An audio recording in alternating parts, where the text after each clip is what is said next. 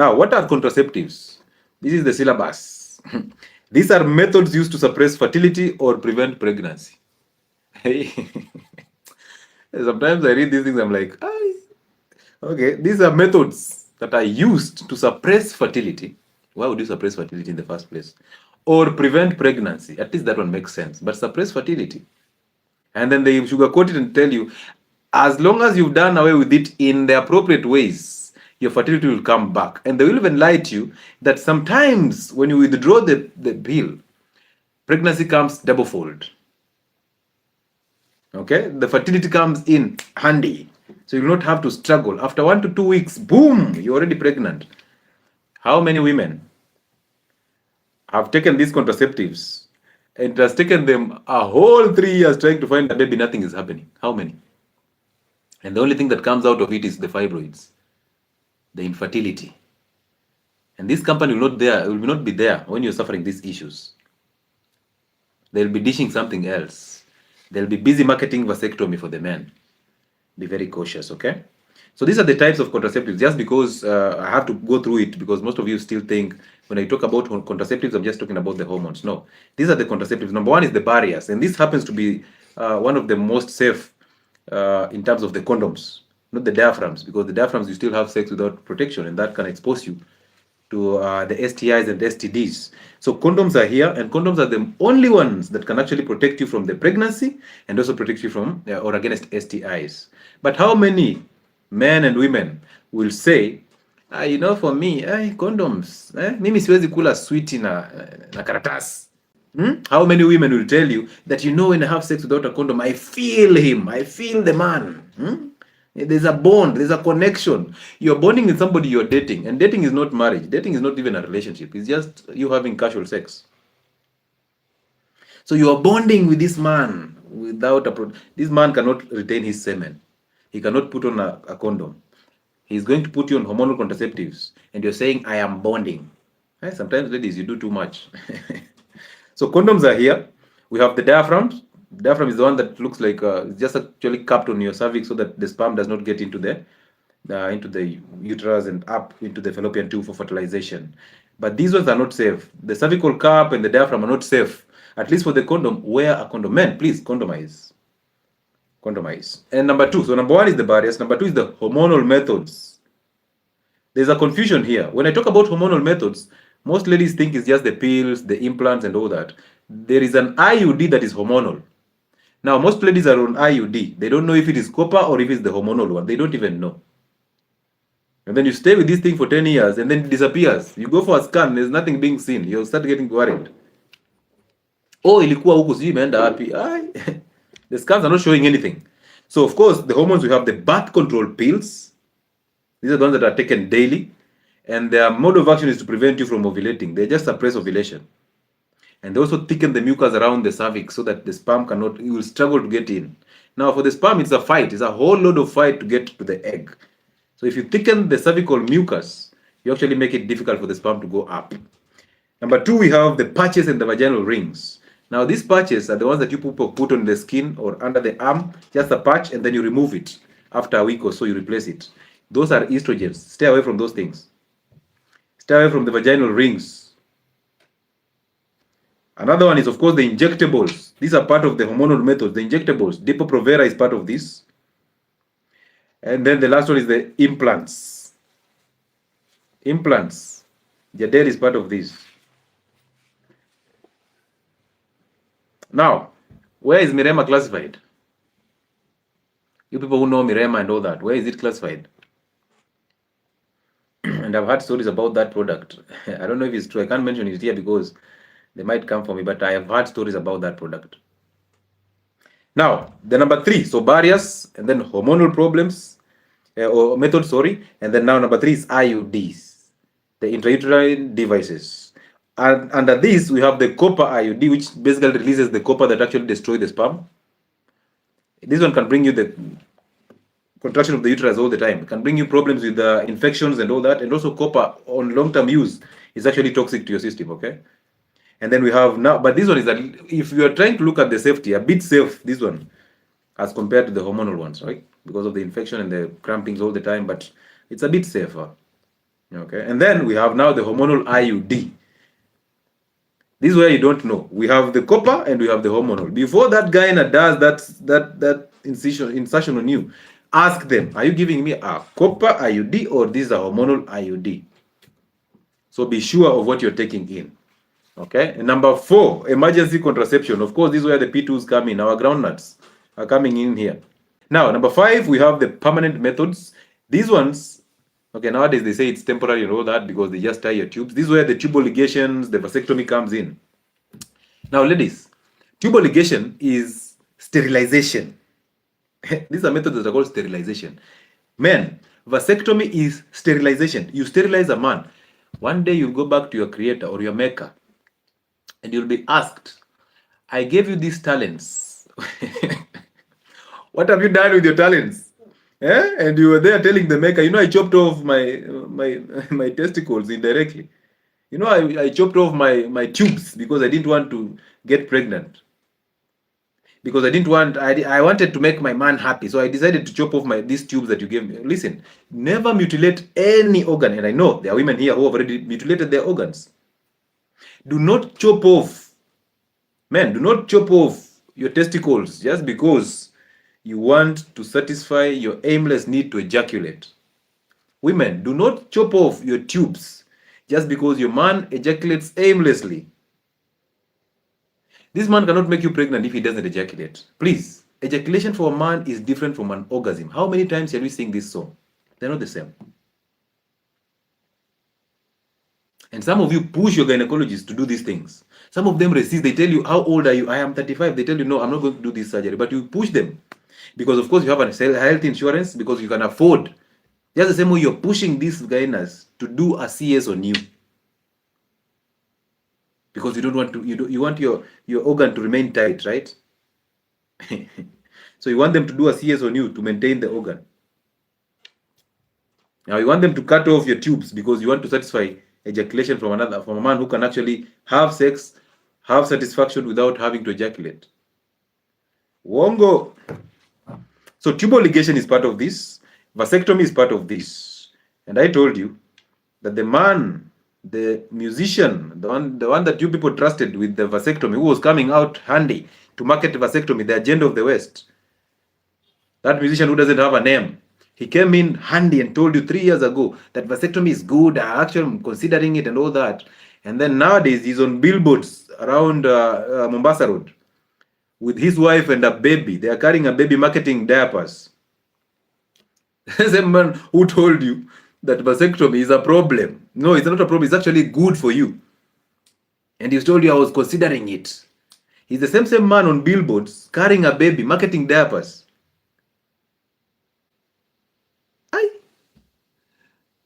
Ama ni mimi naonanga vibaya. Labda mimi ndo macho zangu ni kubwa. So I have this compound eyes that can see everywhere. I just pop out and I'm seeing, this guy who was marketing vasectomy 2 years ago, he's now marketing Pampers. Now imagine those 2 years ago, you ended up chopping off your balls. And now you pass below that. You see this guy is, you're like, but you told us to chop off our manhood. Please, don't believe your celebrities. Celebrities are here for their agenda. They are chasing paper. Today they will market this type of unga. Tomorrow they'll be marketing diapers. The next day they are marketing engine oil. The next day they are all over. They don't have an identity. One day they are marketing weight loss program. The other day they are marketing these things that men are supposed to tie here so that they tuck in their tummies. One day they are marketing doctors doing liposuction in India. They've paid 100,000. The next time they are here marketing Ozempic. Do you see what they do? They market that product. It doesn't work for them, but they were paid. They were given even samples for free. There's one who is marketing now the Ozempic actively on their podcasts, but she's in the gym. She's in the gym. So how do you end up trusting these people? So she's marketing Ozempic on her platforms all over, but you look at her, you're wondering, she's still obese though, and then she's in the gym. So please market it as one thing. At least go for the injection. Let's see it's working for you, and then you can now market something else. Do not tell us about vasectomy and the next day you're making diapers. Why, Msani? Please find a name first, and then let's have a conversation. We respect you as an elderly Msani who did your thing, but stick to music, bana. Don't do this to people, bana. Health is very personal, and I get so upset about this, and I get so even more upset about you people because you trust these people so much, and you're hey. So imagine how many people did the vasectomy just because that guy without a name said it. They even brought him on television. I think it was KTN. They brought him on television with another doctor who is actually chopping off people's tubes. Hey. Okay, that is for the permanent methods. We have another one that is the natural method. One is the fertility awareness. Fertility awareness means you should know your woman's cycle. And there's a gym instructor again who said, that one, the Father Abraham, who said that a gym instructor should know and understand the cycle of your lady. So men on this platform, your women have actually spoken about their cycle to a gym instructor. Wewe umekaa hapo hata hujui ana ovulate lini, ana menstruate lini, but a gym instructor who holds her ways to help her train in the gym understands that she's now ovulating. And now it's time for me to touch her waist, because if I touch her waist and she was ovulating, boom, I am the best gym instructor.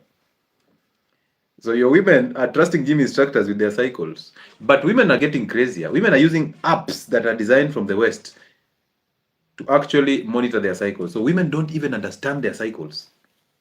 Ladies, I think a menstrual cycle is one of the things that you should understand easily.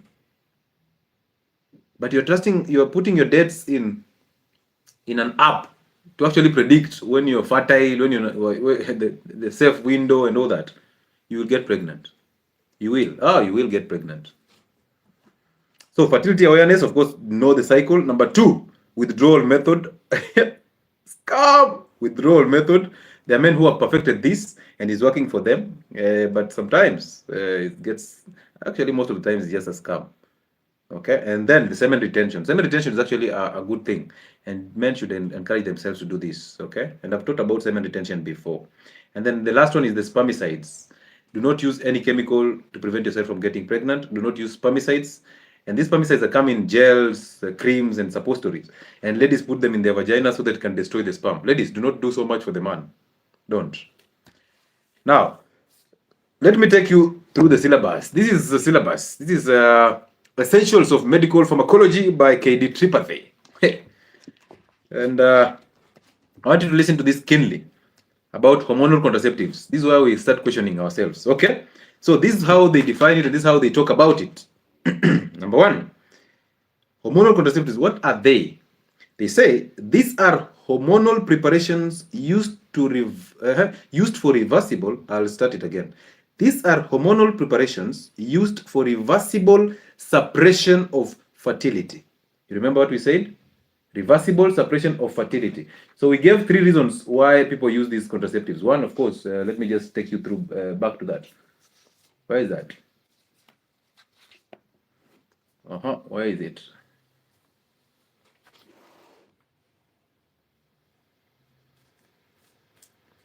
Allow me to get it. There are reasons that why we use these contraceptives, and those reasons are just 3. 1 is to prevent yourself from getting pregnant. 2 is basically for emergency purposes, and 3 is to control population. Yes, good. Now listen, I told you this that these things are coming from those people who want to control population in Africa, because they think that you people are giving birth so fast, and of course your population will go up, and when it goes up, you'll be self-reliant. So they brought in something to destroy you. So listen to this. These are hormonal preparations used for reversible suppression of fertility. That is clear, right? But the next statement is one that actually caught my attention. Because of our alarming population trends, anti-fertility drugs are the need of the day. In developing countries particularly, the mortality rate has declined and the birth rate has increased. And this has to be taken care of. Hello? It is there. It is not my words. These are not my words. These are not my words. I repeat, hormonal contraceptives are hormonal preparations used for reversible suppression of fertility. Underline the word reversible, that's where they lied. And then, because of our alarming population trends, whose alarming population trends? Whose? Huh? None. Whose? Now they lie to our alarming. Our alarming. African population not alarming. It is their problem. Why are they even handling our business? Anyway, because of our alarming population trends, anti-fertility drugs are the need of the day. So look at it this way. In the beginning, they told you they suppress it is reversible suppression. You know, most of you just read for the sake of reading. But understand, it is reversible suppression of fertility. But on the next statement, they are saying anti-fertility drugs are the need, are the order of the day. And then they go ahead and tell you that in developing countries, so now they have wamejieka kando, they've separated themselves from this reality. But they started by saying, because of our alarming population, now they're saying in developing countries particularly, the mortality rate has gone down, of course, because we can survive with all these diseases. So they have to bring all these conditions here and then give us vaccines to actually destroy us. And they can come for this video if they want to. NGOs are not here to change your women's life. They're here for their own benefits. Those NGOs that are coming from the West, one day you'll get to understand. Now, so in developing countries, particularly, the mortality rate has declined and the birth rate has increased due to urbanization. Who cares? They go ahead and say this, female contraception. The efficacy, convenience, efficacy, the convenience, the low cost, and the overall safety of contraceptives has allowed women to decide whether and when they want to become pregnant and to plan their activities. So you see very well that this came with the agenda of empowering women. But you empower women to be career women, and then they grow older, and then they have all these conditions, and fibroid being part of it, and then they end up having infertility, and they become so depressed in their 40s, in their 30s. Our women are becoming so depressed because they cannot get pregnant. We give them the same contraceptives to make them pregnant or to balance their hormones. We gave you hormonal contraceptives to destabilize your hormones in your early 20s so that you can enjoy sex without having to actually doubt anything, to actually have, without having the fear of getting pregnant. So you took the contraceptives in your 20s to block you, to get you infertile. And now you'll use the same contraceptive to get you fertile.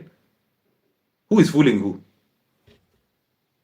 Ladies, who is fooling who? So you took that contraceptive method or those pills in your 20s to stop you from getting pregnant. And then you still believe your guy now who tells you these contraceptives are the ones that will make you get pregnant. Ama mimi nasoma vitu zangu. So they've been made cheap, they've been made available, and then they've been marketed to you with the point of convenience, so that now a woman can actually have control, can decide whether and when they want to become pregnant and to plan their activities. Now, ladies in the building, please tell me, which activity in your life, in your lifetime, supersedes you exercising your womb? Which activity, which degree is higher than you giving birth? The satisfaction of women is in them raising children to a stoic man. That is their satisfaction. They feel so good when they come back home and children are running towards them. But we've made these women think that they can still compete with men in the same fields, achieve the topmost careers and compete with these men. But we've not reminded them that for the men, it is a financial clock, and for the women, it is a biological clock. Some of you will tell me, this is 2024, just the same way Mary is saying. This is 2024, and a woman has to be civilized. Now, this is 2024, and you're still so blind and dumb, you cannot even read to understand the contraceptives that you're using. You can't even ask these questions. You can't even read to contemplate a small statement. Even when somebody is actually making it clear to you, you can't even see it. So you think 2024 is better than 1970 when your grandmother was giving birth to children?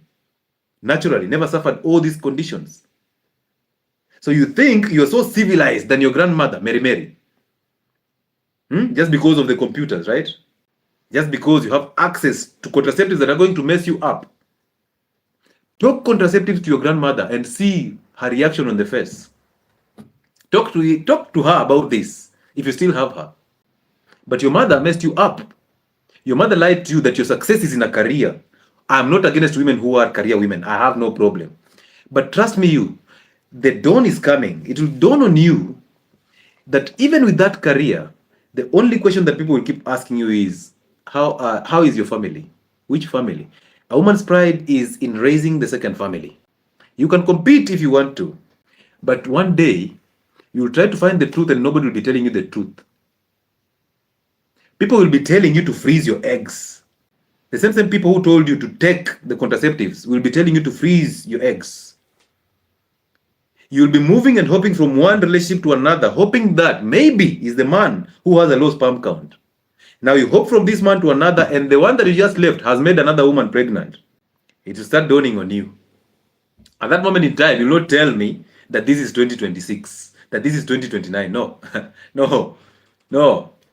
You'll be telling me, I only have 2 years. Oh, menopause is coming. I'm suffering. You will be depressed with antidepressants. And most of you women pop antidepressants every night. You cry in those pillows, but when you come out, you're telling us, I am a woman champion. I am beautiful. I was designed this way. But you're preaching these things to people, telling them about the Western agenda, thinking that you're actually a feminist. And then in the evening, because you can afford and you're being sponsored, you walk into a gynecologist's room for consultations. You're wondering, Daktari, why do I have these fibroids? Why do I have infertility? But you're the same person. In the daylight, you're a different person. You're preaching a different gospel. In the night, yeah, you are in our inboxes telling us, I've been suffering this acne, this problem. I have anxiety. I can't sleep. I am crying all through. You are suffering. But you want to lie to the younger women that you're doing okay, right?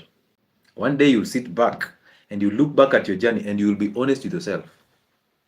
One day you will. One day you will. Keep preaching that gospel. You see what is happening to our women now. Women being the LGYXYZ or whatever for 20 years or so.